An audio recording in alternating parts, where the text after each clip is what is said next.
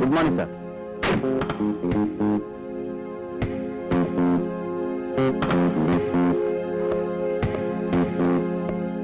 Morning sir.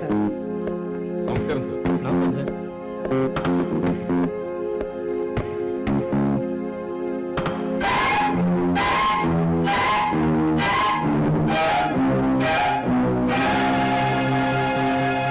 రంగాన్ని ఇక్కడికి పంపించండి.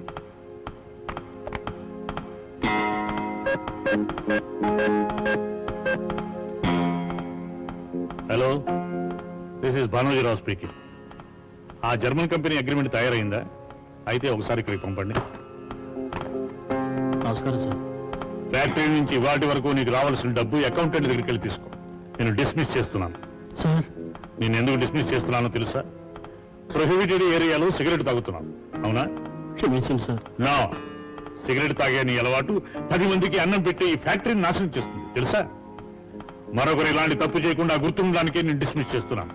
సార్, ఒక్క డబ్బు విలువే కాదురా, కాలం విలువ కూడా తెలుసుకుని పనిచేసే వాళ్ళకే నా ఫ్యాక్టరీలో పని. You can go.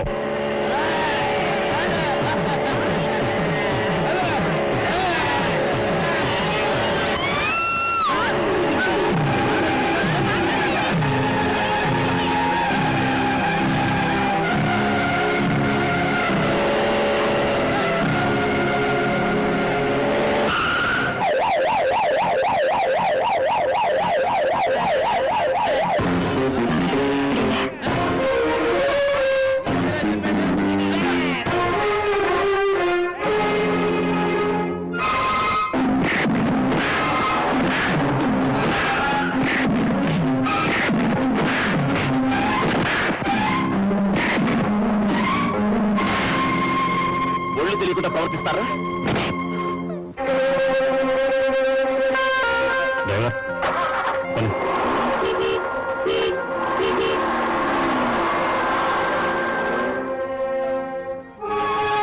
ఇదిగోండి, రండి మా హాస్పిటల్కి వెళ్దాం. రండి. ఊళ్ళో గొడవలన్నీ నీకెందుకు బాబు? మరి అన్యాయాన్ని చూస్తూ ఎలా ఊరుకోమంటావమ్మా? అందుకని ప్రతిసారి ఇలా ప్రాణాల మీద తెచ్చుకుంటావా?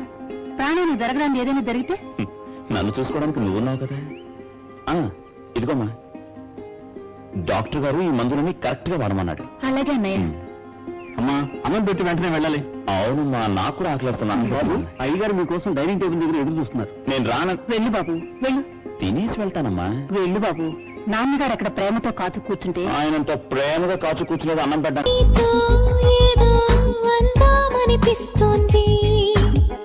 ఎప్పుడు